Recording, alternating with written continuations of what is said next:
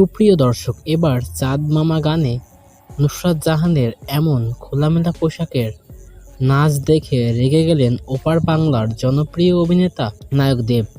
নুসরাত জাহানকে চরম অপমান করেছেন নায়ক দেব। তিনি বলেন, এমন পোশাক পরে কেউ কি সিনেমার ডান্স করে? সে যে অস্থির খোলামেলা পোশাকে নাচ করেছে। চাঁদ মামা গান রিলিজ হওয়ার পর থেকেই নুসরাত জাহানকে নিয়ে কটাক্ষ শুরু করেছে নেটিজিয়ানরা।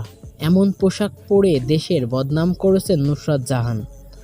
চাঁদ মামা গানে যে পোশাক পরে নাচ করেছে নুসরাত জাহান তা দেখে নায়ক দেব বলেন, আমরাও অনেক নায়িকার সাথে সিনেমায় অভিনয় করেছি, তারা তো এমন খোলামেলা পোশাক পরে আমাদের সাথে নাচ করেনি।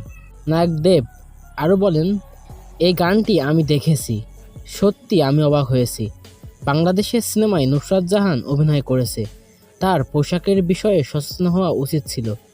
আমিও বাংলাদেশের একাধিক সিনেমায় কাজ করেছি, কিন্তু আমার নায়িকাদের বিরুদ্ধে পোশাক নিয়ে তো এত সমালোচনা হয়নি।